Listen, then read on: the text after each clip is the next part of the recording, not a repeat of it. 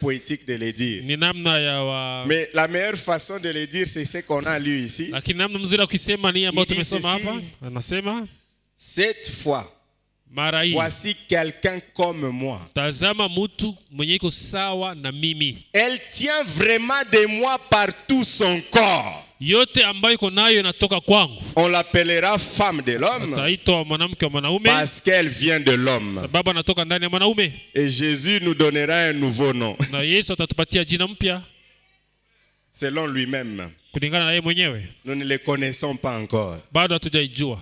Nous nous appelons des chrétiens, Tunajiita wa Kristo mais ce n'est pas notre nom. lakini haiko ile ndio jina yetu. Notre vrai nom, Jina yetu ya kweli Jésus le citera quand il nous verra. Yesu atahitaji atakapotuona.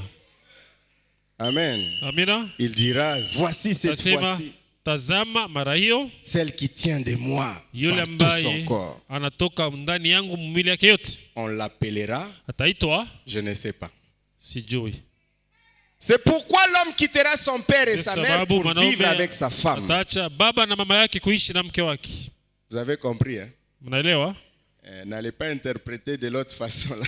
Usiende tafsiri C'est kwa pourquoi namna l'homme quittera son Ndio père sababu mwanaume ataacha et sa baba na mère mama yake pour vivre avec sa femme. kuishi pamoja na mke wake. Et les deux deviendront comme une seule Na personne. hao wawili watakuwa kama vile mtu mmoja. Amen. Amina. C'est pourquoi Jésus quittera le royaume de son père Ndio sababu Yesu ataacha ufalme wa baba yake pour vivre avec son épouse. ili aishi na bibi harusi wake. Ils deviendront désormais une seule personne. Pale watakuwa sasa mwili mmoja, mtu Pour le mmoja. moment, Jésus est sur le trône de son père. Kwa leo Yesu iko ndani kukiti cha enzi cha baba yake. Mais un jour viendra Lakini siku moja itakuja où il quittera le trône de son père ataacha ile kiti cha enzi cha baba et yake s'installera sur son propre trône. na ataketi kukiti cha enzi chake mwenyewe. Amen.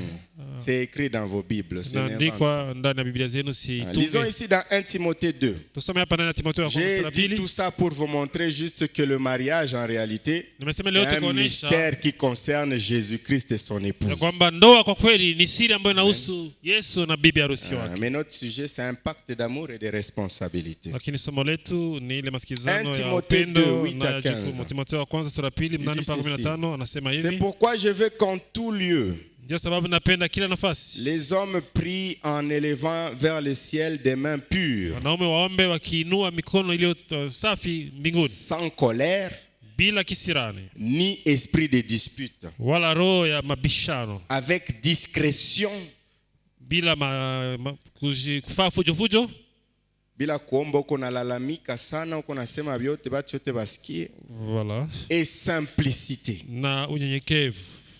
Qu'elle ne sait pas, non, ici il dit ceci, je veux que les femmes Napenda wanawake agissent de même, watende hivyo en hivyo, s'habillant décemment, wakivala jinsi inavyofaa, avec discrétion et kwa namna simplicité. kusitiri, bila kwa namna unyenyekevu, Qu'elle ne sépare pas d'une coiffure recherchée, wasijipambe kwa kutengeneza nywele ya misuko, ya frère. misuko. Misuko. La Bible n'est pas pour ça.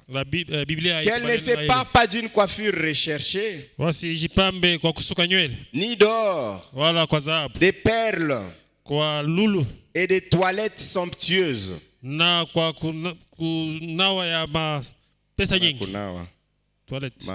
Donc, kujitunza mwili, ainsi de suite. Mais plutôt d'œuvres bonnes, Lakini wajipambe kwa kazi nzuri, comme il convient à des femmes qui déclarent vivre pour Dieu. jinsi inafaa kwa wanawake ambao wanasema wanaishi kwa ajili ya Mungu. Écoutez ici, il dit que la femme reçoive l'instruction dans un esprit de paix Msikia hapa anasema mwanamke apokee mafundisho ndani ya roho ya amani et de parfaite soumission. na ya kunyenyekeza kikamilifu. Paul il dit, je ne permets pas à une femme d'enseigner, Paulo anasema siruhusu mwanamke afundishe ni de prendre l'autorité sur wala l'homme, ukamata mamlaka juu ya mwanaume, qu'elle garde plutôt une attitude paisible. lakini awe na hali ya amani. En effet, Adam fut créé le premier, Kwa kweli Adamu aliumbwa kwanza, Ève ensuite. Eva baadaye. Ce n'est pas Adam qui a été détourné de la vérité, Haiko Adamu ndio alipotoshwa toka kweli, c'est la femme. lakini ni mwanamke, Et elle a désobéi au commandement de Dieu. na akakosa kutii amri ya Mungu. Mais ila elle sera sauvée grâce à sa descendance. ataokolewa kwa kuzaa. Amen. Quant aux femmes, Kuhusu wanawake, elles seront sauvées si elles persévèrent dans la foi, wataokolewa kama wanadumu ndani ya dans imani, l'amour ndani ya upendo, et dans une vie sainte, ndani ya maisha en matakatifu, gardant en tout le sens, plutôt en gardant en tout le sens de la mesure. wakilinda muyote aina namna ya utakatifu. Amen. Amina. Ça, c'est l'attitude que doivent avoir nos femmes. Ile njo hali ambayo wanawake wote wanapaswa kuwa nayo. Elles ne doivent pas se parer par des tresses, Hawapashe jipamba na misuko ni des habits somptueux, wala kwa Somptueux, plutôt. manguo za bei kali, de l'or. dhahabu, Mais elles doivent avoir des bonnes œuvres. lakini wanapaswa kuwa na matendo mazuri. Ces bonnes œuvres doivent les conduire à bien éduquer les enfants. Na ile matendo inapaswa waongoza fundisha watoto wao vizuri. Oui, elles doivent être paisibles. Wanapaswa kuwa watu wa amani, Elles doivent être soumises. wanapaswa kuwa watiifu, Elles doivent toujours chercher à respecter l'homme wanapaswa kila mara kutafuta kuheshimu et à mwanaume faire respecter leur mari. na kuheshimisha waume wao. Ici, la Bible dit que cette Ève-là, ou alors cette femme qui est Hapa Biblia tombée, inasema yule mwanamke ambaye alianguka elle sera sauvée en devenant mère ataokolewa kwa kuwa mama par sa descendance. kupitia uzao wake. Oui, puisque quand on dit quand elle deviendra mère, c'est un peu compliqué. Sawa, anasema atageuka kuwa mama, Mais la haieleweki vizuri. femme sera sauvée Lakini mwanamke ataokolewa par la descendance de la femme. kupitia ukoo wake, ukoo wa C'est écrit mwanamke. dans la Bible Inaandikwa ndani ya Biblia que ta descendance na kwamba uzao wako écrasera itakanyanga et le serpent nyoka na et nyoka mordra au talon. itakuluma kule chini kukisingiti. Donc on peut mal comprendre la Bible si on n'utilise qu'une seule version. Nikisema ukitumikisha tafsiri moja unaweza elewa vibaya Biblia. La mère là dont on parle, Yule mama ambaye anasemwa c'est Marie ni Maria, qui a accompli ça. ndio alitimiza ile, Elle est devenue mère akageuka kuwa mama de cette descendance bénie. ya ile uzao iliyobarikiwa. Amen. Aujourd'hui, on sera dans l'honneur des mamans. Leo tutakuwa ndani ya heshima ya wamama, Et la première maman qui a été honorée dans la Bible, na mama wa kwanza ambaye aliheshimiwa ndani ya Biblia c'est Marie. ni Maria. C'est pour ça Ndio les gens sababu chantent Ave Maria. watu wanaimba Ave Maria. Joseph, tu nous amènes le catholicisme ici? Non, c'est votre Yusufu, Bible. unatuletea kikatoliki hapa? Hapana, ni Biblia yenu. Amen. La mère, elle sera sauvée néanmoins en devenant, plutôt la femme là, Mwanamke elle sera ataokolewa sauvée en devenant kwa kukuwa mama. pas une maman. Hapana, mama Elle sera sauvée en devenant. atageuka kwa kukuwa mama. Et Marie a été une mère pour Jésus. Na Maria alikuwa mama kwa ajili ya Yesu.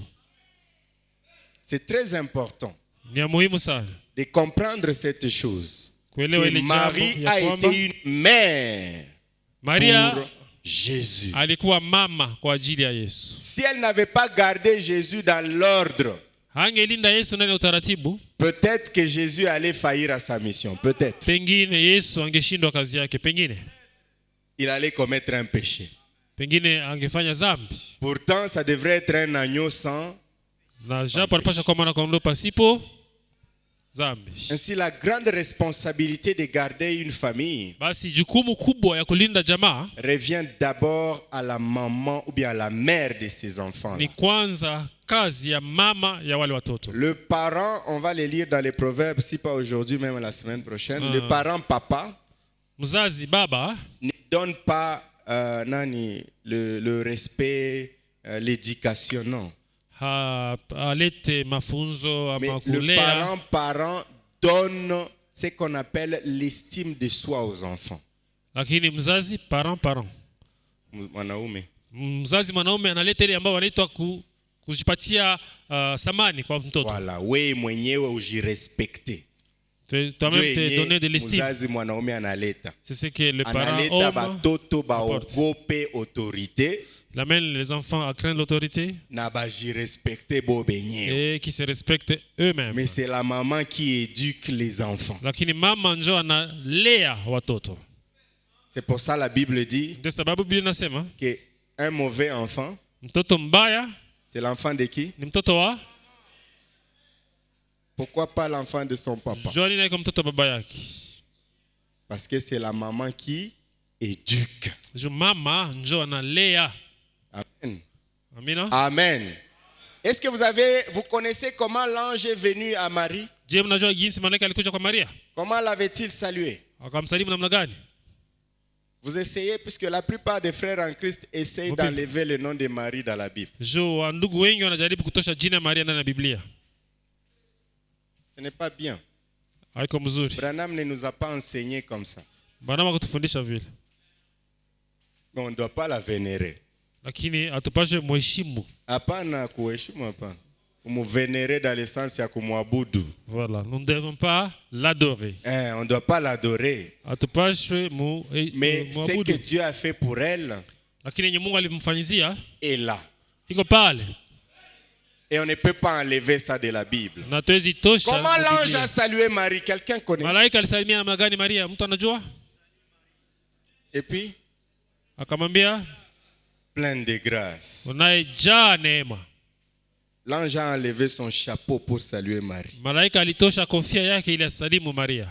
Puisque c'était cette maman-là qui devrait prendre soin du Dieu Tout-Puissant qui est né. Est-ce que vous vous rendez compte de la responsabilité que vous avez?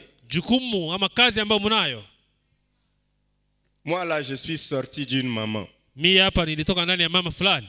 Si vous me respectez, c'est que les respects là vont d'abord à ma mère. Voilà pourquoi l'ange a salué Marie. Salut Marie. Jambo Maria. Plein de grâce. Et là, dans les livres de Grec, on écrit Ave Maria. C'est-à-dire femme pleine de grâce. La respectueuse. Pleine de vertus. Tu ne deviendrais pas mariée aujourd'hui? Ne veux-tu pas être la Marie de ce soir? De ce temps moderne? Au lieu de rester en train de te conformer au siècle présent. Marie, elle n'était pas comme ça. Elle était en train de parler, de discuter au sujet de la parole de Dieu. Elle parlait des anges. Elle parlait de la promesse d'un Messie. Et alors l'ange est venu. Et Branham me dit que les anges viennent quand nous parlons d'eux. Qu'est-ce que tu dis là-bas au quartier? Tout le temps que tu passes au téléphone, tu fais quoi? D'autres partent au travail et laissent la responsabilité d'élever les enfants au nounou. Branham va nous dire que c'est un péché. Pasteur, tu ne veux pas que nous puissions travailler, nous les femmes? Je vous montrerai ici que Branham vous autorise de travailler. Mais si vous allez au travail en laissant vos responsabilités à quelqu'un d'autre, vous êtes perdu. Vous n'êtes pas une mère. Ce sont vos enfants là que vous avez bien éduqués. Surtout des hommes. Quand ils seront couronnés, vous serez couronnés aussi. Mais si vos enfants ne se comportent pas bien, ne se conduisent pas bien,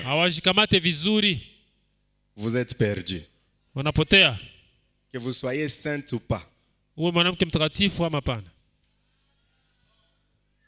Votre salut dépend de votre descendance. Alors vous avez intérêt à éduquer vos enfants. Lisons ici dans Luc 2 comment il est écrit. Elle sera néanmoins sauvée en devenant mère si elle persévère avec modestie dans la foi, dans la charité et dans la sainteté. Et c'est cela que vous devez transmettre à vos enfants. Lisons ici dans les Proverbes pour comprendre un peu ces choses. Proverbes 31, 1 à 3. Amen. Le jeudi, on a vu que les jeunes aussi devraient respecter leurs parents.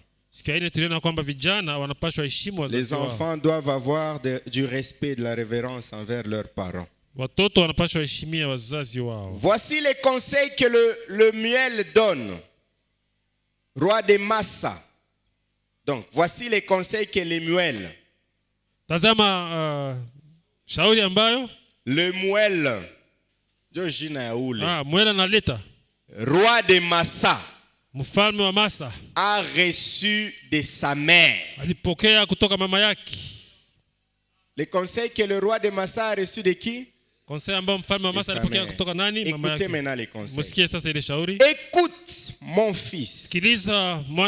Toi que j'ai mis au monde. Toi que j'ai tant attendu. Mon fils, ne laisse pas les femmes prendre ta force. Ne te laisse pas guider par celles qui perdent les rois.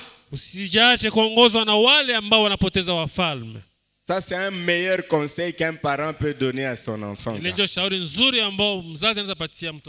Parce qu'on est en train de vivre dans un âge tellement compliqué que les foyers commencent même à être conduits par les femmes. Si ce n'est pas conduit par ta propre femme, c'est conduit par ta belle-mère. Si ce n'est pas conduit par ta belle-mère, c'est conduit par ta mère.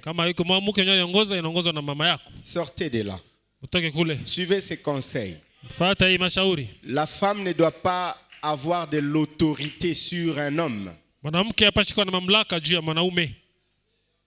Et ici, la femme là a donné ses conseils à son fils. Elle a dit, écoute mon fils, toi que j'ai mis au monde, toi que j'ai tant attendu, mon fils, ne laisse pas les femmes prendre ta force. Ne te laisse pas guider par celles qui perdent le roi. Si vous êtes ici et que vous êtes un roi, si vous vous laissez conduire par votre femme, vous êtes perdu. Vous êtes perdu. C'est plutôt toi qui dois conduire ta famille. C'est toi qui dois conduire ta femme. C'est une responsabilité que Dieu t'a donnée. Il a donné à l'homme la responsabilité de garder le jardin et de le cultiver. C'est toujours l'homme qui avait la responsabilité de prêcher à sa femme Ève. C'est pour ça que jusqu'à ce soir, c'est toujours Jésus-Christ qui nous prêche. Amen. Si nous laissons quelqu'un d'autre nous prêcher, ça sera usurper le pouvoir de notre Dieu, de notre Seigneur. Amen. Je voulais juste qu'on puisse comprendre ce soir ou bien ce matin qu'une femme a reçu la responsabilité d'éduquer ses enfants, de prendre soin de son mari et de ses enfants. Si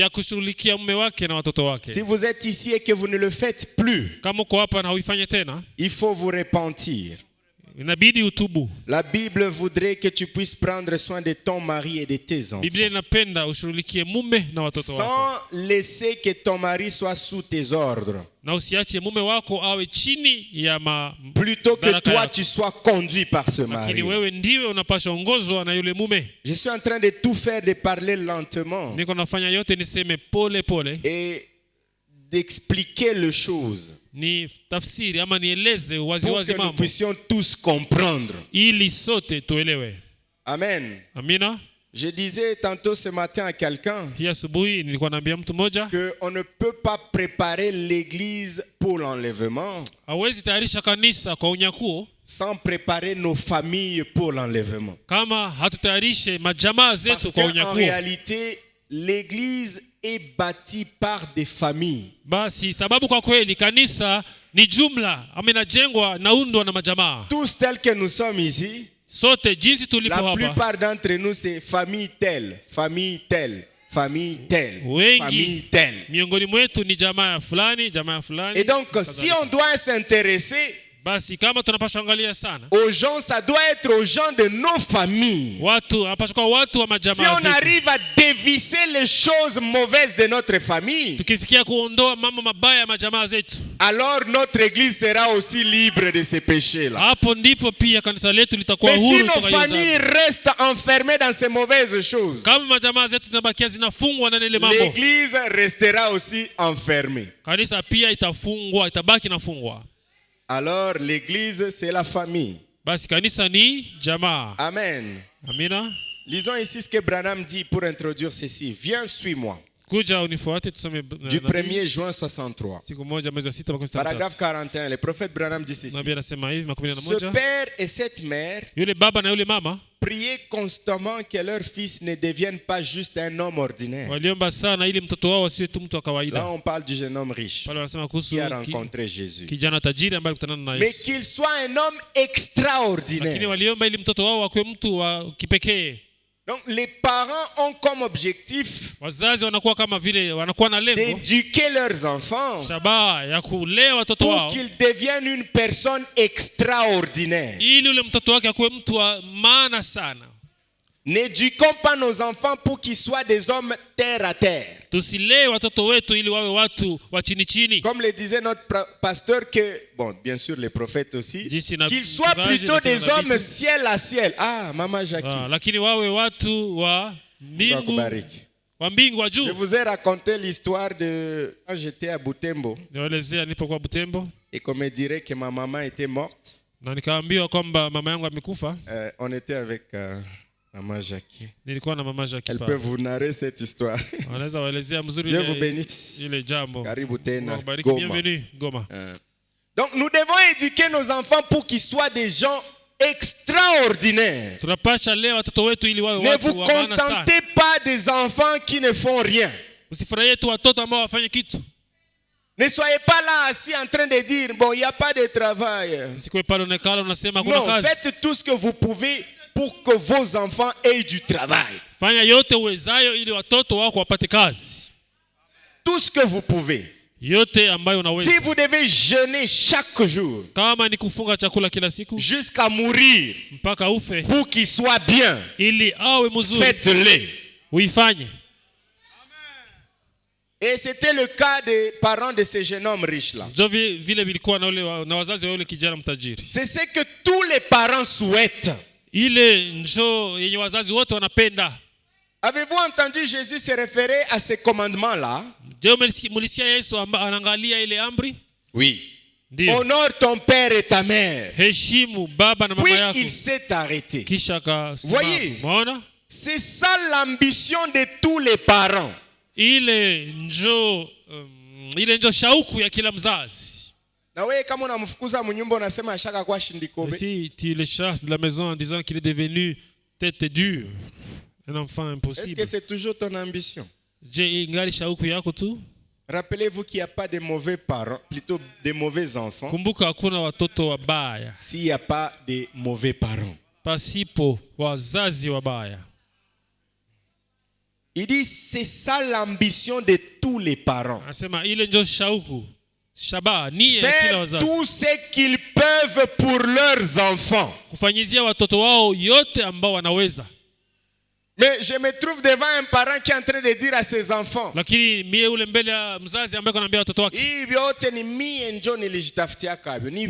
tout ceci c'est moi qui ai cherché, ça m'appartient. Allez chercher vos biens à vous. Est-ce que vous avez cette ambition vraiment? Faire tout ce qu'ils peuvent pour leurs enfants. Leur donner une instruction. Leur offrir des choses qu'eux n'avaient peut-être pas pu se procurer. Kuwapatia mambo ambao wao hawakufikia kupata. Mes parents ne m'ont pas fait scolariser. Asseyez-vous aussi là-bas. Est-ce que tu comprends au moins pourquoi tu es parent? Pourquoi tu les as amenés au monde alors? Il fallait manger seul. Comme tes parents ne t'ont pas fait ça, il fallait rester sans enfants. Les jeudis, on a dit que nous ne devons pas perpétrer les mauvaises habitudes des parents. Quand Dieu donne des enfants à un parent, c'est pour donner une seconde chance à ses parents de faire ce que lui n'a pas pu faire. C'est ça que Branham explique, il dit, moi j'ai roulé, si mon grand-père a été tiré par un char de bœuf à bœuf, moi je roule à vélo, ndani ya gari ya kukokotwa na ngombe, mimi nitaenda ndani ya kinga, moto, nitatembea na kinga ama na pikipiki. Mes enfants doivent aller dans des véhicules, dans des voitures. Watoto wangu watatembea ndani ya magari. Les enfants de mes enfants doivent aller dans des avions. Wajukuu wangu watatembea ndani ya ndege. Et les enfants de leurs enfants na wajukuu doivent monter dans des fusées. Wataenda ndani ya mapipa. Pour dire que l'homme se développe kusema kwamba mtu sur base d'une génération. Anaenda maintenant, vous ne devez pas répondre de la génération de vos parents. Vous devez répondre de votre génération, de vos actions. Si vous faites quelque chose, vous ne devez pas le faire parce que le parent l'avait fait. Non. Faites-le parce que vous-même vous le faites. Ici Branham dit, c'est l'ambition de tous les parents, faire tout ce qu'ils peuvent pour leurs enfants, leur donner une instruction, leur offrir des choses que n'avaient peut-être pas pu se procurer. C'est mon sentiment au sujet de mes enfants. Ça c'est Branham. Il veut ça pour ses enfants. Amwezi kwa naenda kwa masomo na migulu vraiment. Magari uliziuzia nini? Vous ne pouvez pas aller à l'école à pied. Alors pourquoi tu as acheté les véhicules? Non, mie nilikuwa naenda na migulu. Moi j'allais à l'école à pied. Na nyie mko naenda na migulu. Allez-y également à pied. Mais pourquoi tu as acheté la voiture? Ça c'est les gars uliuzia Johnny. Pour le faire souffrir. Pourtant, si tu as les capacités, tu as 5 enfants, achète 5 voitures. Pour chaque enfant, une voiture. C'est comme ça que nous devons vivre la chrétienté. Ce que je n'ai pas pu faire, je l'ai fait pour mes enfants. Amen. Amina. Branham dit ceci dans la manière d'un vrai prophète. 19 janvier 63. Paragraphe 91. Écoutez ce qui abîme les mœurs. Qui détruit les mœurs. Paragraphe 91. Branham dit ceci. La télévision. La télévision. Les films non censurés. Filamu ambazo hazichunguzwi. Les saletés, les souillures. Mauchafu. En faire un modèle. Kuzifanya ziwe mfano. Regardez nos jeunes gens aujourd'hui. Regardez nos jeunes filles. Regardez ces tout petits enfants revenir de l'école. Ils n'ont pas plus de 6 ans, 7, 8. Ils allument déjà la cigare. Pourquoi ça? Leur maman avant eux avait probablement fait cela. Sinon, alors, kama sivyo basi, ce sont les enfants qu'ils fréquentent. Ni watoto ambao wanarafikiana nao. Veillez mkesh sur les enfants watoto avec lesquels les vôtres jouent. Ambao watoto wako wanacheza nao. On doit veiller tunapashwa kesha sur les amis de nos enfants. Ama kuchunguza warafiki ya watoto wetu. Si vous n'avez pas de bons amis au quartier, gardez les enfants à la maison. Kama mkartie hamna barafiki wa mzuri, linda watoto wako kwako.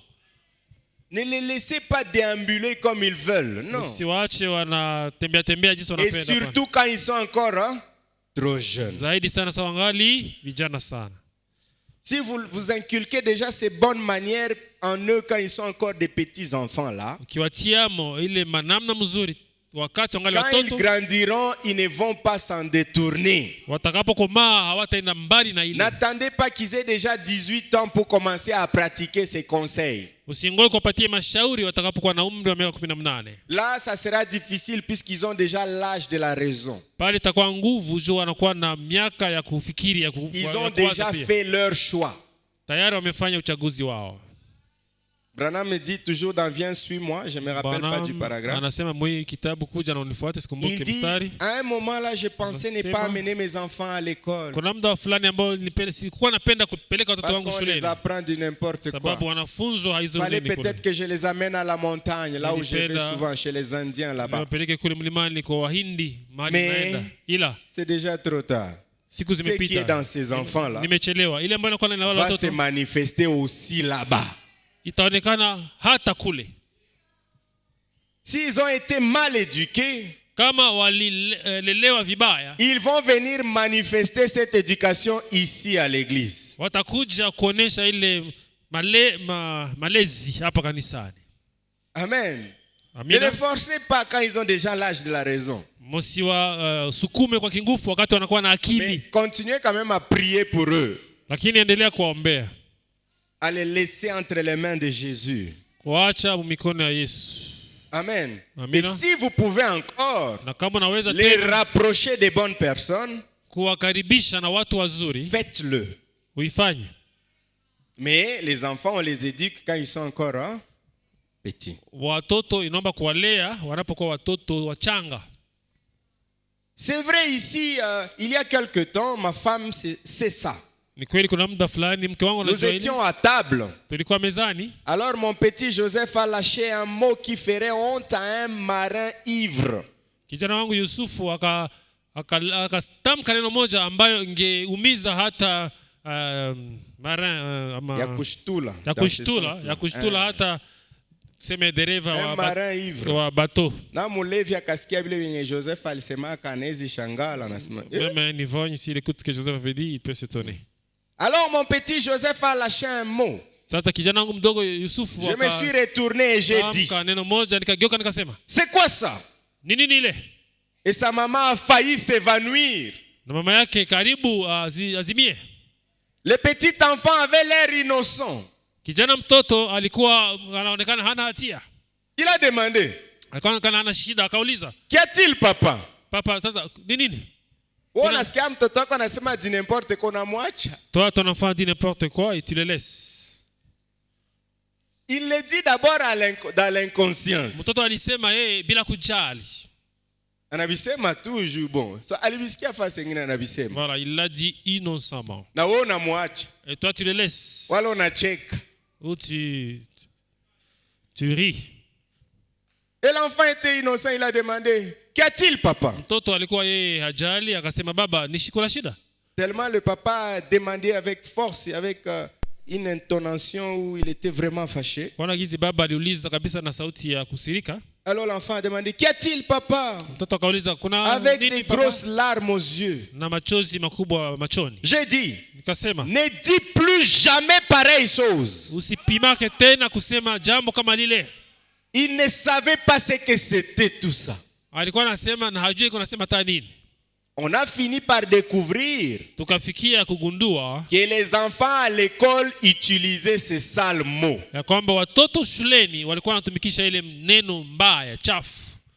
Si vous avez la possibilité d'amener vos enfants dans des bonnes écoles, bien réputées,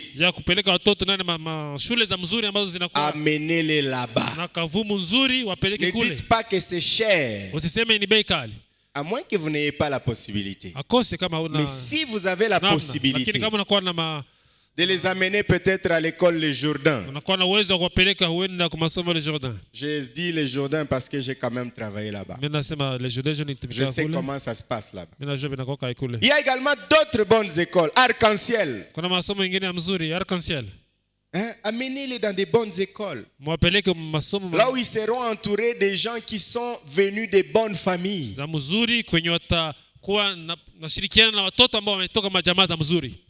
Ne les amenez pas n'importe où. Ils vont ramasser des choses là-bas qui vont vous étonner. On a fini par découvrir que les enfants à l'école utilisaient ce sale mot. Et j'ai dit, chérie, ça c'est du diable. Voyez, vos enfants, on en arrive simplement, frère, aux chiens qui s'entre-déchirent. Juste une conglomération de péchés. Dit, oh là là, des émissions télévisées. Des gens épris de péchés. Épris de plaisir. Oh là là.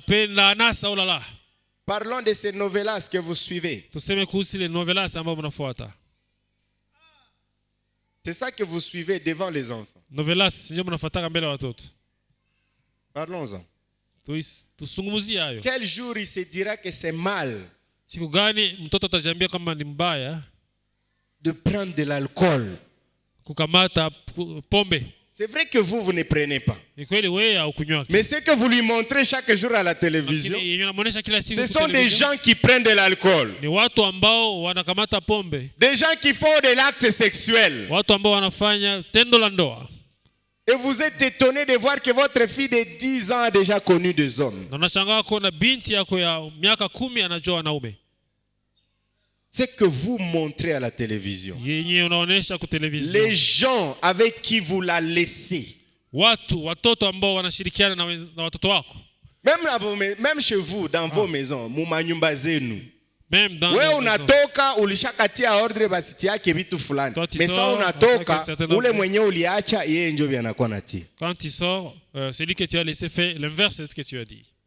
Et puis tu te poses la question. Mtoto wangu alikufa hivi na hivi alisikia hiki na hiki. Comment se fait-il que ulimwacha mu mikono ya mtu mwenye haiko mama yake? Tu l'as laissé entre les mains de quelqu'un qui n'est pas sa mère. Sasa lalamika kule yeye atakweko naona novela. Quand l'enfant va crier, lui ou elle sera en train de voir novelas. Donc vous connaissez ça, je pensais que j'inventais. Donc ce sont ces choses-là qui sont là. TikTok. L'enfant va crier là-bas. Lui il est sur TikTok. Peut-être qu'il a fini le travail que tu lui as laissé, il est sur TikTok. Quand tu rentres, c'était comment? Non. Il a joué et puis il est tombé. Et il va le dire d'une manière très simple là, comme si de rien n'était. Non, il est tombé, non? C'est toi qui dois garder cet enfant, ce n'est pas ta nounou. Oui, maman, ndio napasha linda ule mtoto, hapana yule yaya, ule wako. Oh là là. 20 minutes c'est assez. Branham dit 20 minutes c'est assez. Je dois suivre les derniers épisodes.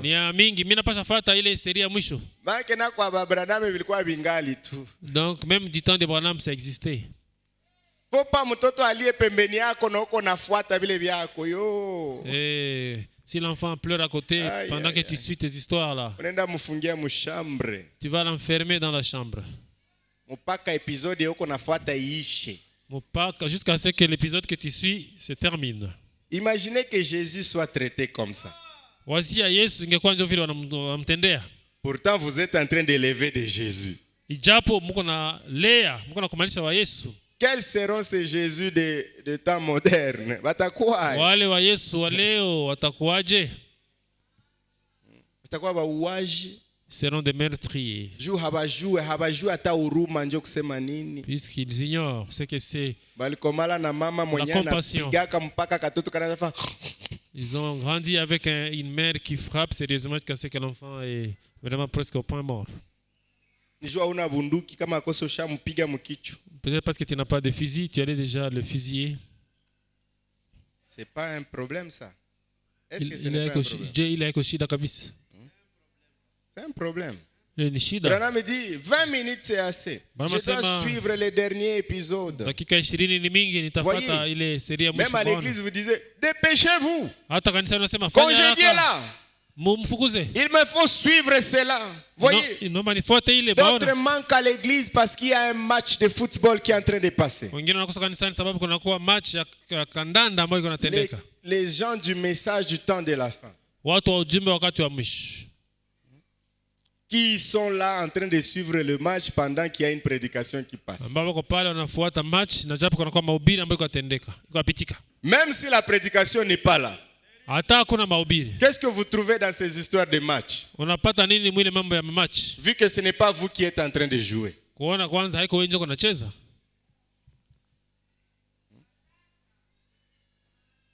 Voyez, ils ont fait leur religion. Les gens du monde ont fait leur religion. Ce sont des gens qui aiment le plaisir plus que Dieu. Ce n'est pas bien. Nous devons comprendre que nos mamans sont la 5e évangile. Il y a combien d'évangiles? On peut les citer ensemble.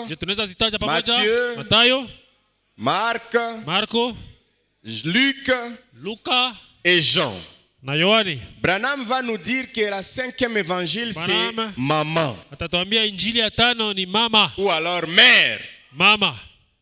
Il dit ceci, un enseignement sur Moïse. Dans la prédication, un enseignement sur Moïse.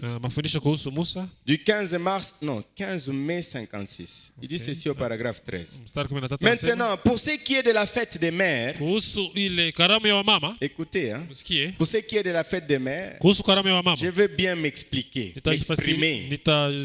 Il dit, j'ai moi-même une vieille maman aux cheveux gris assise là. Et je pense qu'un jour, c'est bien. Un jour, je pense qu'un jour, une seule journée, c'est bien.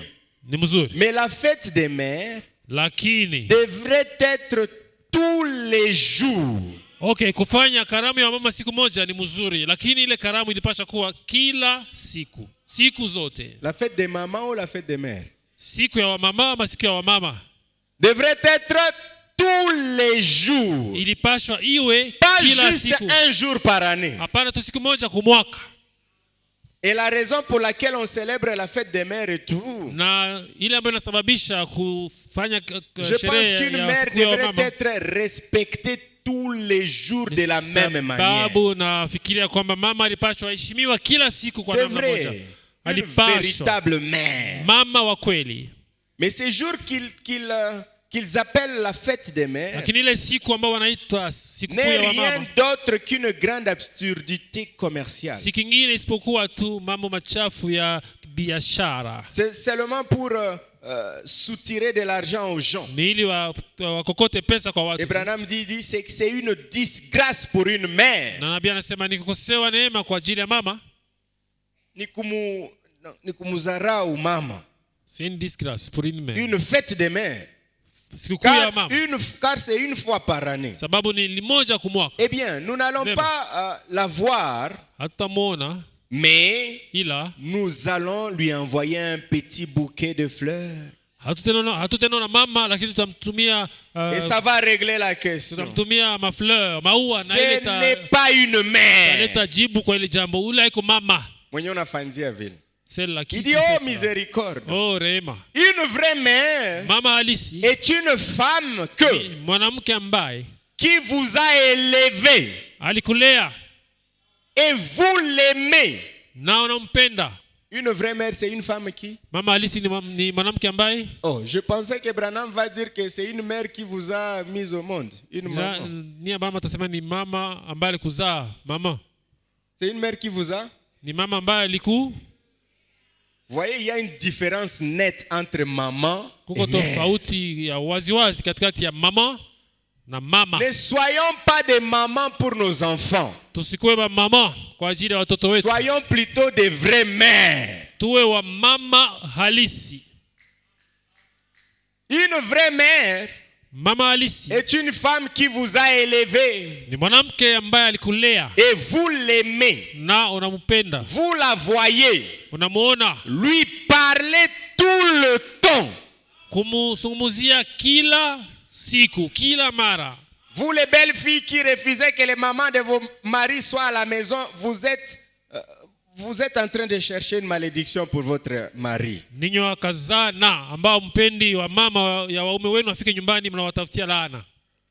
C'est leur mère. Branham dit qu'ils doivent les parler chaque jour. Même chose avec votre maman. Oui.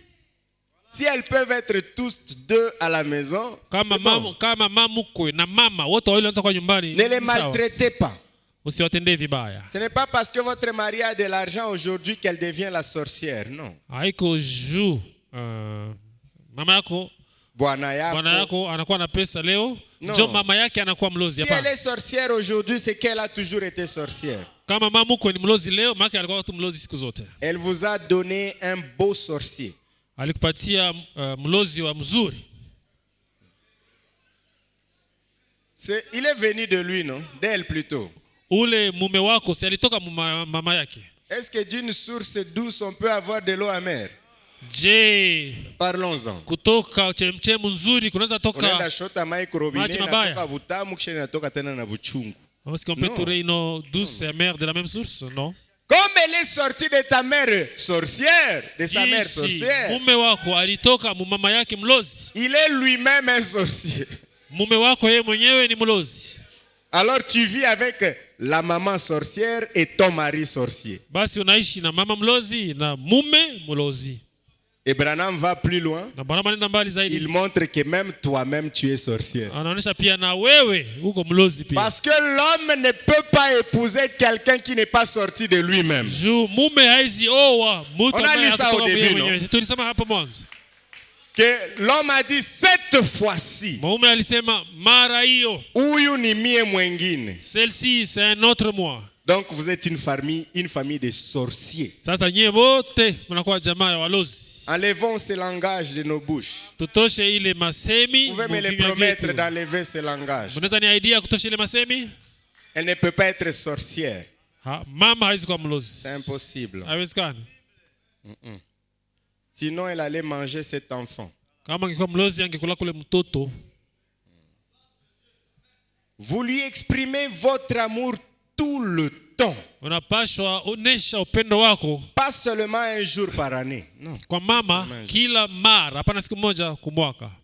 Le véritable sceau de Pâques du 2 avril 61, paragraphe 6, il dit ceci. Or, ce n'est qu'une pratique que des mères fassent consacrer leurs petits au Seigneur. Et ce matin de Pâques, quel merveilleux moment pour le baptême ou la consécration. Je saute au verset 7, il dit, maintenant, mes amis, je sais qu'ils sont chacun d'eux les plus beaux bébés du monde. Je sais qu'on ne peut pas dire le contraire là-dessus, c'est vrai. Et vous auriez eu le même sentiment. Ce sont des petits trésors dont Dieu vous a donné la responsabilité d'élever.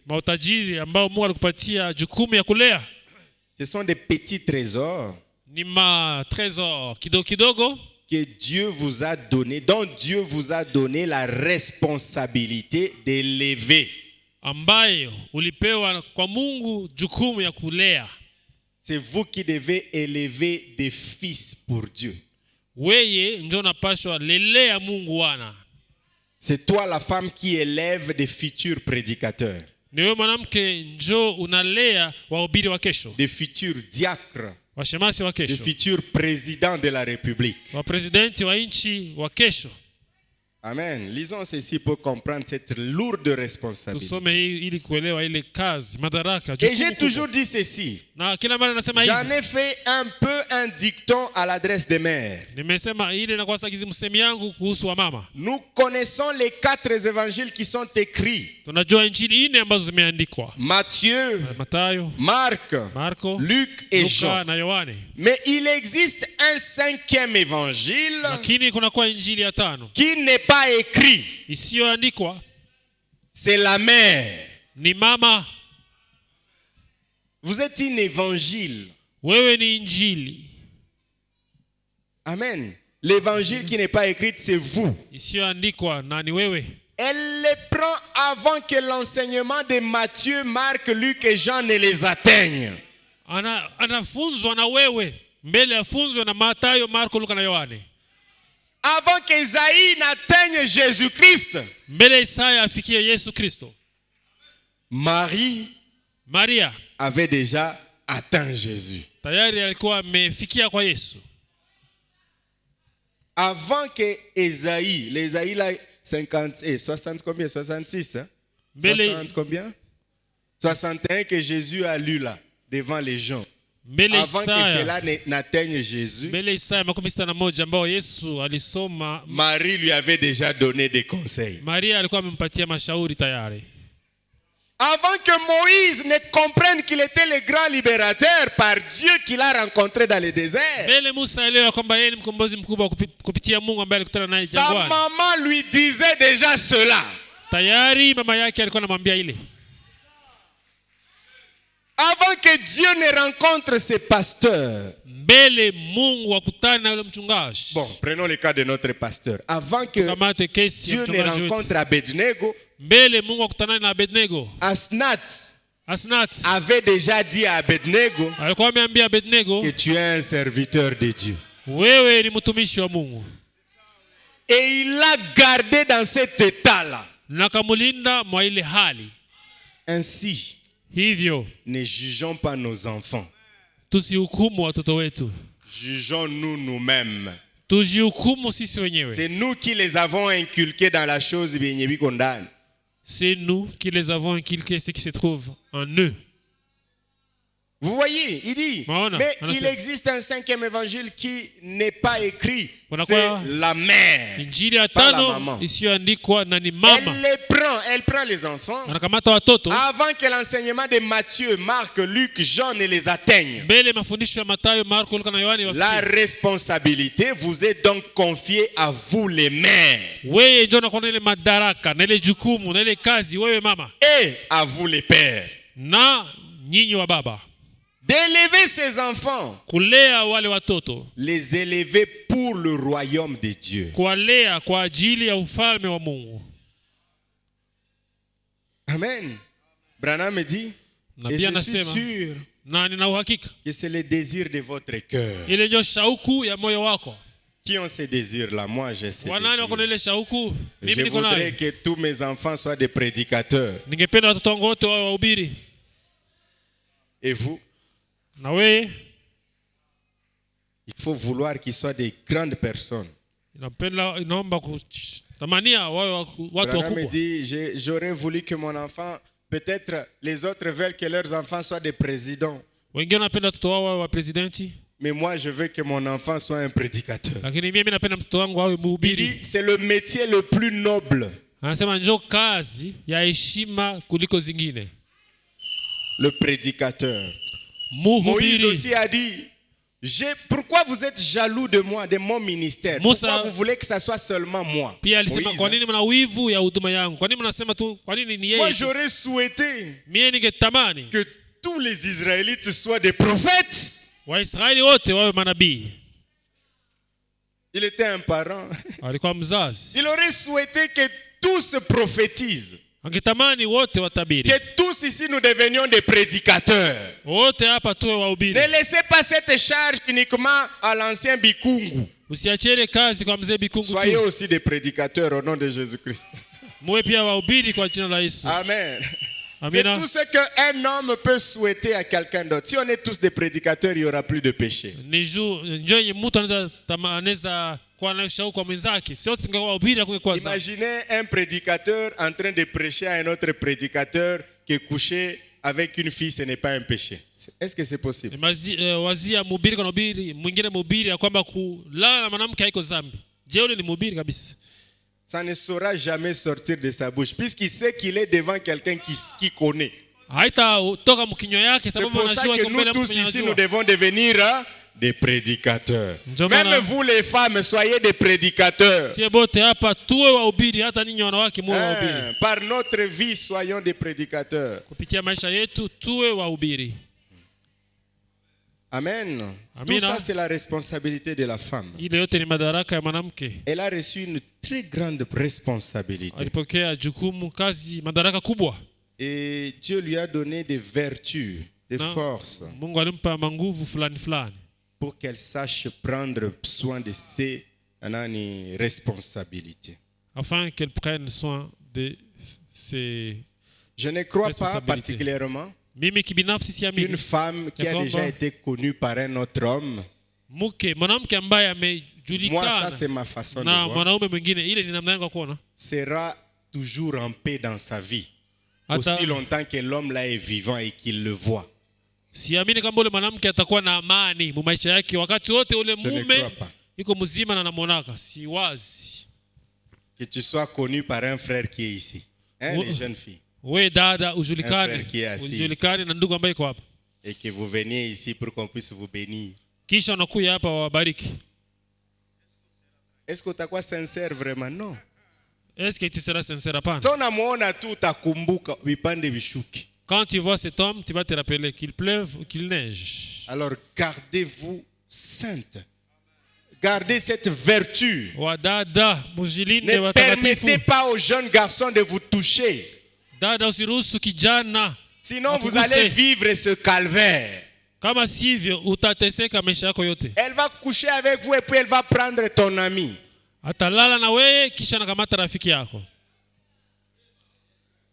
Ne permettez pas. Même s'il dit qu'il va t'épouser, non. La promesse, ce n'est pas la réalisation. Pas du tout.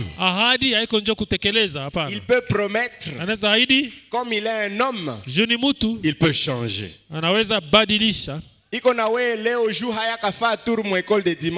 Il est avec toi aujourd'hui puisqu'il n'a pas encore fait un tour dans l'école de dimanche. Je le dis souvent ici comme ça. C'est comme si les gens ne comprennent pas. Là aussi à l'école, mais il y a des petites filles qui grandissent. Il ne faut pas être prétentieuse. Alors ne perds pas ton temps avec quelqu'un qui ne va pas t'épouser. Branham dit ceci dans l'union invisible de l'épouse de Christ, du 25 novembre 65. Paragraphe 36, il dit: le mariage est la plus vieille institution du monde. Je vais lire sans faire trop de commentaires. Le mariage eut lieu et fut institué pour la première fois au jardin d'Éden. Il a été confié à la femme certaines qualités qu'elle ne doit pas déshonorer. Une femme en reçoit la garde. Il n'y a pas sur cette terre de créatures semblables à la femme. Il n'y a pas de chienne. Il n'y a pas de femelle d'aucune sorte ayant reçu un caractère comme celui de la femme. La femme ne se trouvait même pas dans la création au commencement. Parce que Dieu savait qu'elle chuterait. Toutes les autres femelles ne pouvaient pas commettre adultère. Elle est la seule à pouvoir commettre adultère. Kuku haiwezi fanya uzinifu. La poule ne peut pas commettre adultère. Puisqu'elle n'a pas été créée pour un seul mari. Mais toi, fille, tu as été créée pour un seul.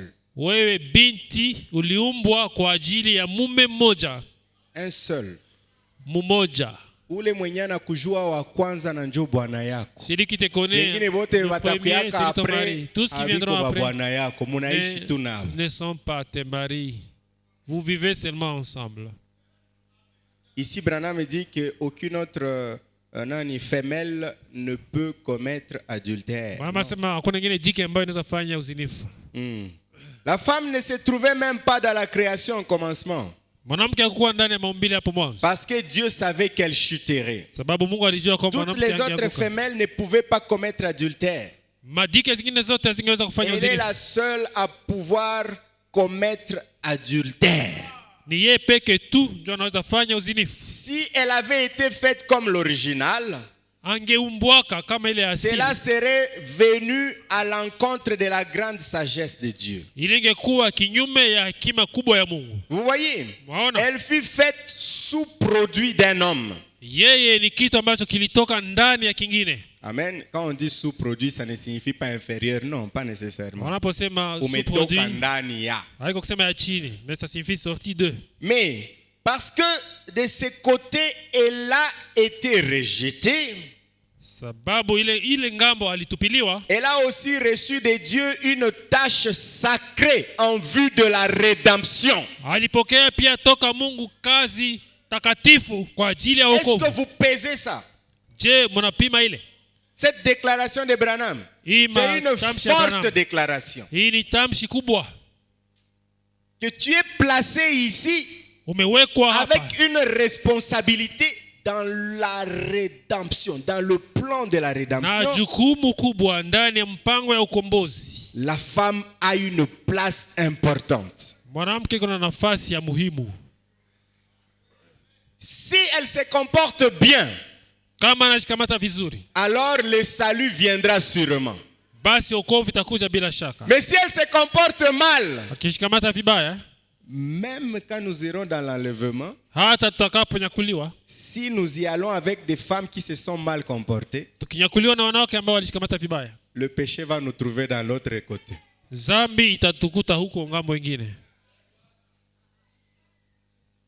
Je vous dis la vérité. Cette femme qui doit aller dans l'enlèvement, elle doit être blanche, sans tache ni ride.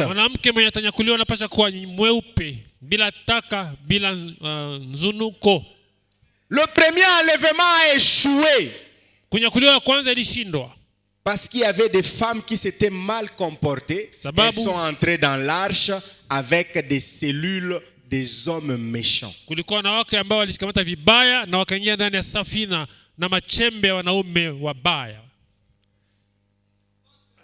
C'est comme ça que c'était. Ça, c'était la première rédemption.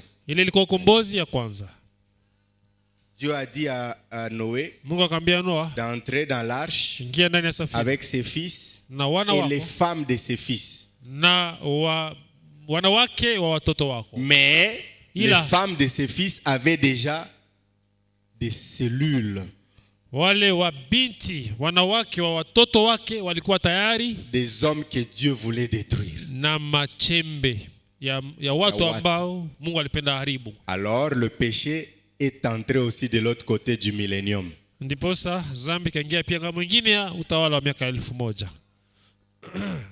pour ça que nous ne sommes pas les types de Noé. Nous sommes les types d'Enoch. Qui part sans connaître le péché. Nous ne sommes pas les types de Noé. Noé, c'est le type de l'église qui est resté. Amen. L'épouse doit partir avant ça. Avant que Noé entre dans l'arche. Bon, c'est un mystère que je vous dis, je ne vais pas expliquer ça aujourd'hui. Sinon, tunaanza tena ma question et réponse. Tuachie pale. Ça va? Mais comprenez que aucune femme qui s'est mal comportée ira dans notre enlèvement. Ici, je parle de femmes hommes et de femmes femmes.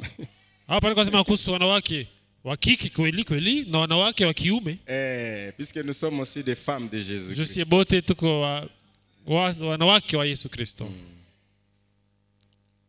C'est un mystère, on ferme la parenthèse. Msinipoze ma question on va y revenir plus tard quand on aura déjà enseigné d'autres choses. Toutes les autres femelles ne pouvaient pas commettre adultère. Vous voyez? Elle fut faite un sous-produit d'homme. D'un homme plutôt. Mais parce que de ce côté-là, elle a été rejetée. Elle a aussi reçu de Dieu une tâche sacrée en vue de la rédemption. Elle a reçu des qualités qu'elle ne doit pas déshonorer. L'ange ne pouvait pas venir devant une fille qui avait été déjà déflorée. Jamais. Elle a reçu des qualités qu'elle ne doit pas déshonorer. Si elle les souille, elle est déshonorée pour le reste de sa vie. Vous comprenez pourquoi j'ai dit que je ne crois pas qu'une femme qui a été déshonorée sera stable dans la vie?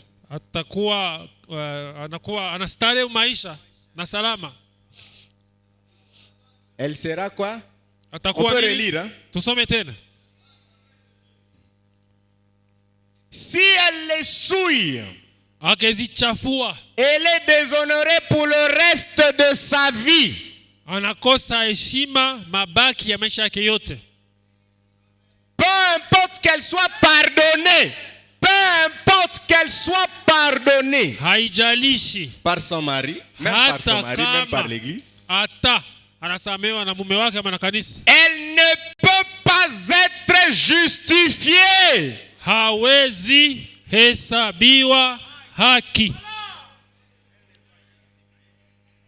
C'est très important de garder vos vertus, vous les jeunes filles. Ton mari peut dire, ok, oui, tu es pardonné, mais tu ne seras jamais justifié. Je te pardonne. Tu es désormais une vierge folle.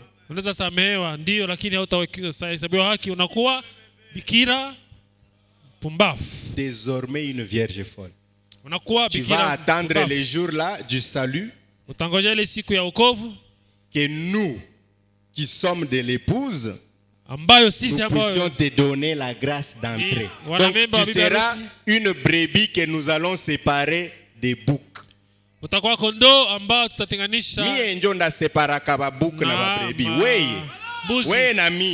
Toi et moi.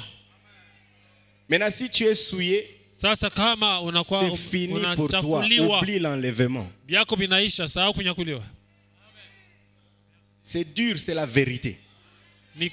Ainsi dit la voix de Dieu pour nous.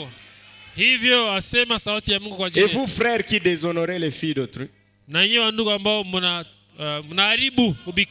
elle sera en train de justifier, de se justifier, quand elle sera en train de rendre des comptes, elle vous pointera. Toi aussi tu resteras.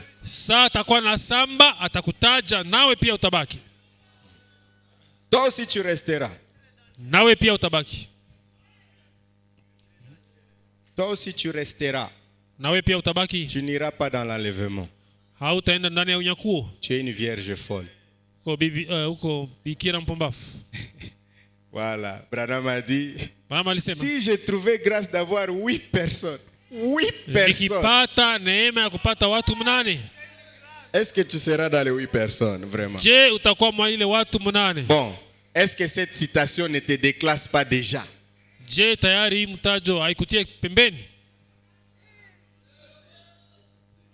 Tu dis, à Eve le tweet à quoi 8 personnes? Comment est-ce que ça sera seulement watu 8? Voilà. Ona.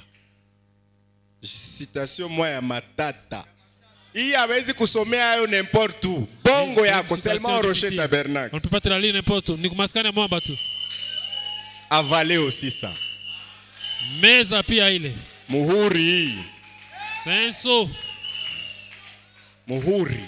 Senso. Peu importe qu'elle soit pardonnée, hata kama anasamehewa, elle ne sera jamais justifiée. Hata isabiwaka haki kamwe. Hatari. Terrible. Branham me dit, je reviendrai là-dessus dans un moment. Je laisse ça. Je reviendrai là-bas dans un moment. Elle peut être pardonnée dans sa souillure, de sa souillure. Mais elle ne peut pas être justifiée dans cette vie. C'est là la suite toujours. Maintenant, remarquez, ceci lui a été confié. Elle peut être pardonnée. Branham me répète. C'est Dieu qui est en train de parler. Il voulait laisser, mais il continue. Lui aimerait abandonner ce sujet. Il dit, elle peut être pardonnée, mais pas justifiée. Son corps lui est donné comme un dépôt sacré de Dieu. Dépôt sacré de qui? Vous comprenez pourquoi l'ange a dit Ave Maria?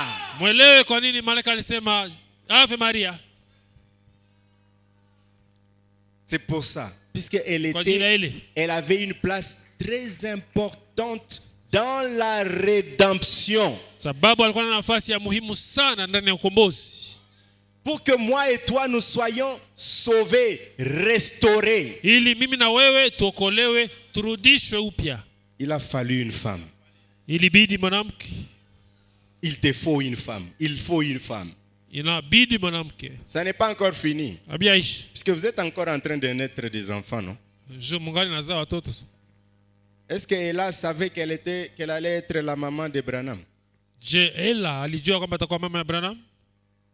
Est-ce qu'elle savait? Est-ce qu'elle le savait? Est-ce que Asnath savait qu'il allait donner un enfant, un général, qui va amener le message partout au Nord Kivu? Est-ce que tu sais que tu as des enfants, peut-être tu en auras, qui feront que l'enlèvement se produise? Puisque Branham dit que c'est un groupe de gens qui amèneront l'enlèvement. C'est dit aussi dans Apocalypse chapitre 1er. On dit, et c'est là qui écoute, et l'épouse disent, viens.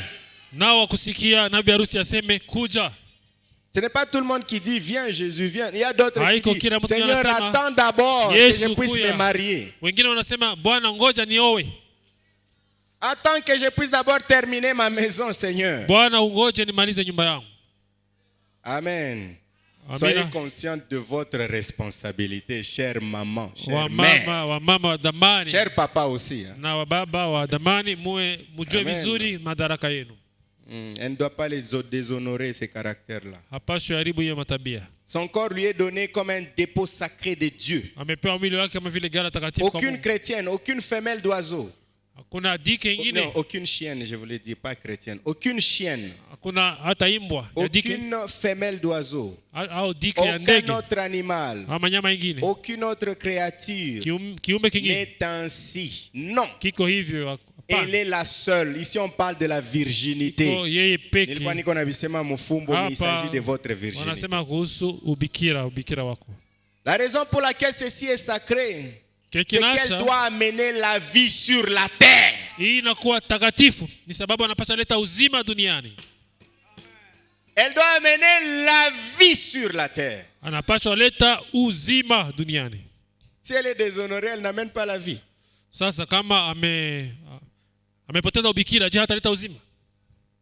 Elle amène la vie. Mais les cellules de cet homme-là avec qui tu avais couché sont encore en toi. Ils vont aller faire un mixage là-bas. Na mtu mwenye angelikuya iko propre anakuya iko nako na katashe hapa hivi. Une personne qui allait venir propre vient avec une tache. C'est comme ça que les enfants de Noé après bakanza zala tena batu babaye. Watoto wa Noa baadaye ont commencé à mettre au monde des hommes méchants. Je saute au paragraphe 39. D'abord, Je vais citer 3 choses dont elle ne doit pas s'éloigner. Nitasema vitu vitatu ambavyo hapaswi na mbali navyo sasa. Ayez à l'esprit qu'il s'agit de l'église. Pendant que je m'adresse à la femme naturelle, comme Paul le fait ici au 7e chapitre des Romains. Déjà 12 heures. Oh là là. Son Seigneur lui a confié la responsabilité d'une certaine vertu. Personne ne détient cette responsabilité si ce n'est la femme. C'est vrai. Cela lui a été confié par Dieu. Elle ne doit pas se souiller, elle ne doit pas souiller cette vertu. Si jamais elle fait quelque chose de faux, elle doit confesser. Elle doit le confesser à son mari avant qu'il la prenne. Et arranger la chose. C'est pareil pour l'église qui fut mariée à la loi. Elle doit aussi venir devant Christ. Avant le second mariage. Elle doit confesser cela. Si elle ne le fait pas et qu'elle vive avec son mari 10 ans, elle le confesse après, il a le droit de la répudier et d'épouser une autre femme. C'est l'écriture. La fornication, c'est une vie impure. Amen. Mais ici, on ne dit pas que son mari doit la répudier. On dit le mari a le droit de la répudier. Mais on ne dit pas que le mari doit la répudier. N'allez pas interpréter.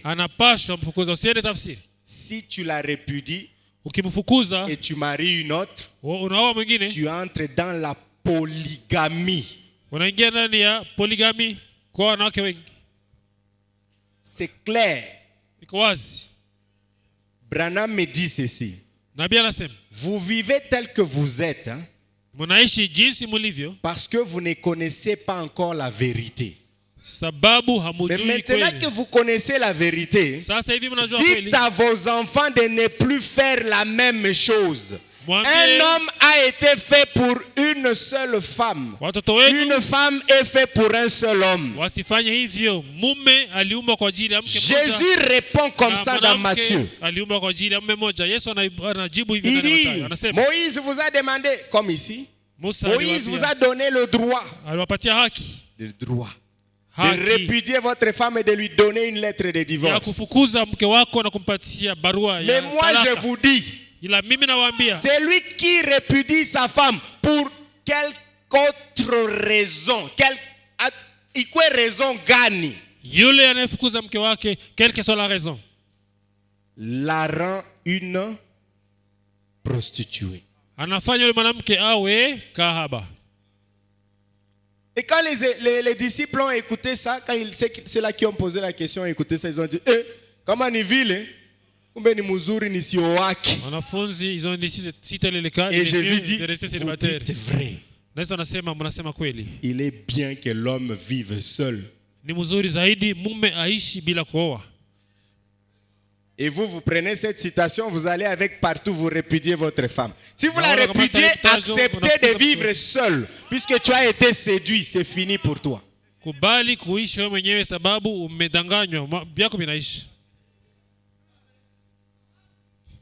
Ça tombe directement dans la polygamie. Même si tu as le droit de la répudier. Tu en as. Mais c'est la polygamie.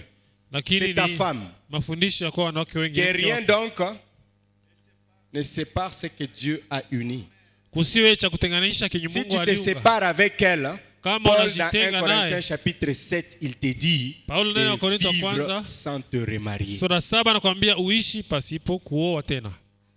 C'est ta femme. Même si elle t'a trompé, mais c'est ta femme. Tu l'as pris. Tu avais tout le temps pour prier, non?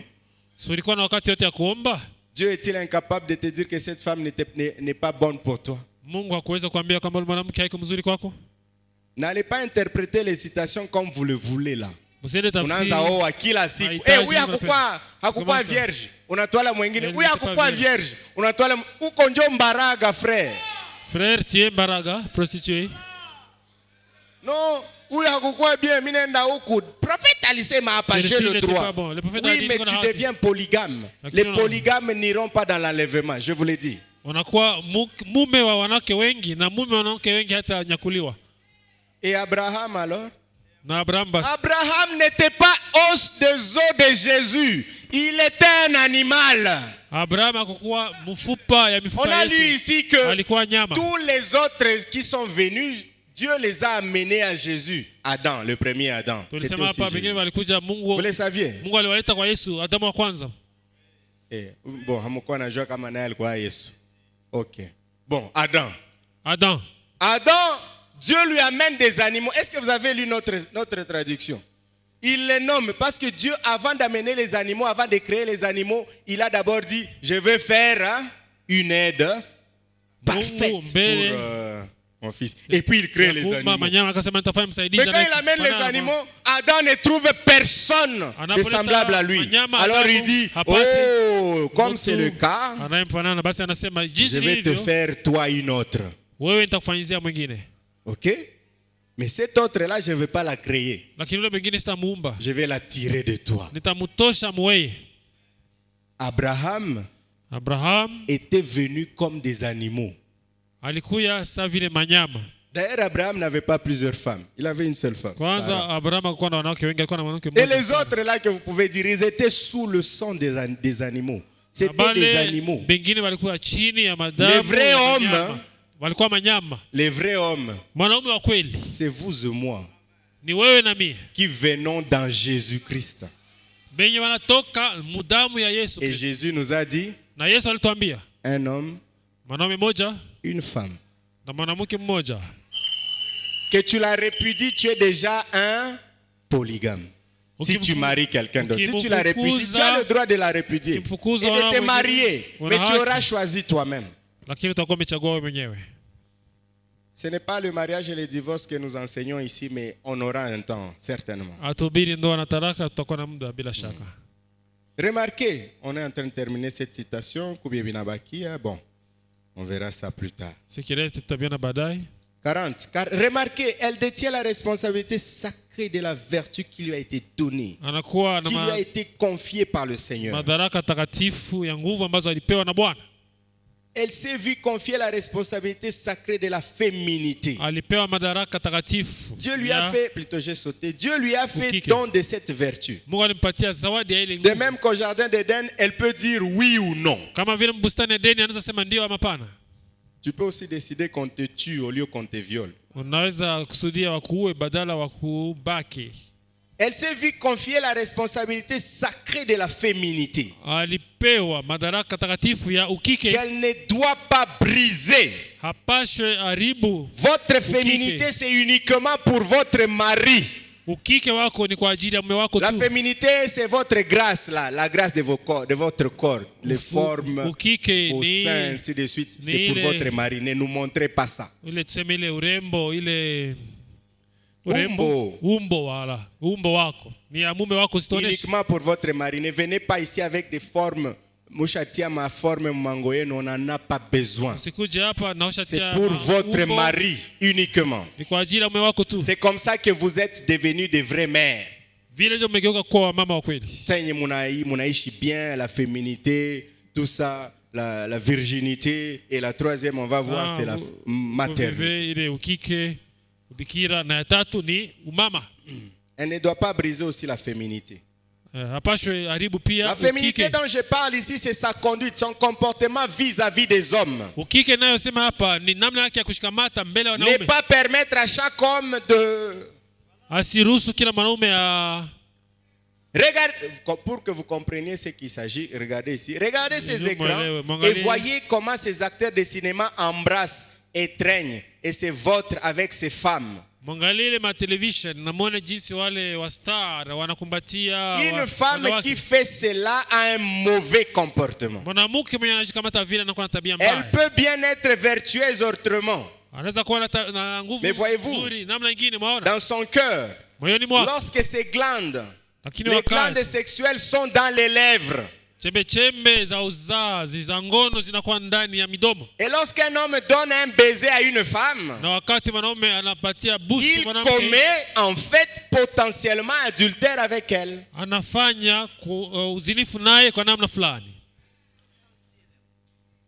Potentiellement, ça est comme namna. Les glandes sexuelles sont dans les lèvres de la femme et dans les lèvres de l'homme. S'il lui baisait la main, cela n'exciterait pas les glandes sexuelles. Mais les glandes sexuelles sont dans les lèvres. Tu es ici, tu dis non, moi j'ai encore ma virginité, mais tu t'es fait embrasser par un autre homme. Tu as déjà perdu ta virginité.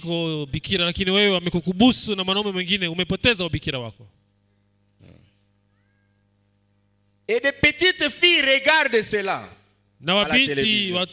Les femmes d'Hollywood, ainsi de suite. L'amour libre avec les femmes et tout cela. Et des petites filles regardent cela. Ce n'est pas étonnant que notre morale soit pourrie, décadente et corrompue, car c'est exposé devant les enfants. Les télénovelas que nous montrons là, les histoires de TikTok, on lit cette dernière citation tonight. D'où est-ce que nos sœurs ont pris l'habitude de commencer à se filmer comme ça? Tu nous montres, au lieu de nous montrer ton visage, tu nous montres tes derrière. Vous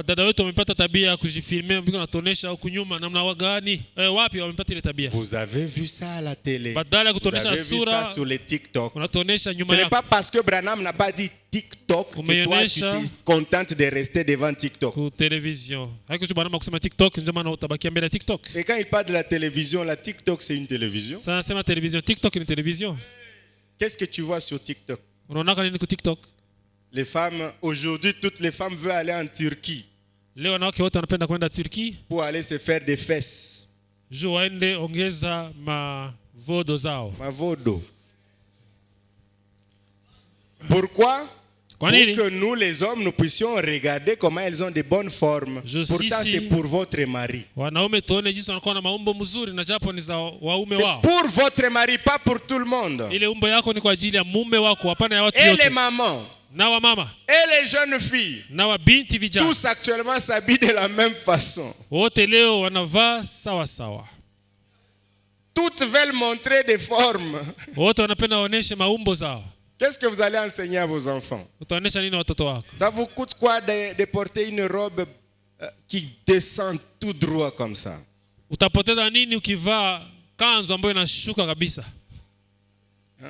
Ça ne vous coûte rien. Vous resterez toujours belle pour votre mari. S'il est un fils de Dieu, bien sûr. Si lui aussi, il n'est pas envoûté par TikTok. Un autre mari dit à sa femme, tu ne peux pas être comme celle-ci, regarde comment elle est. Elle est jolie, hein? Elle est bien habillée. C'est toi qui la pousses à faire le mal. Parce que tu es aussi accro à TikTok.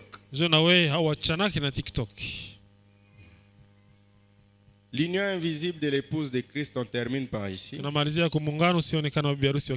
Paragraphe 47, il dit ceci. C'est du 25 novembre 65. Il dit, quelle responsabilité sacrée, quelle responsabilité pour une femme maintenant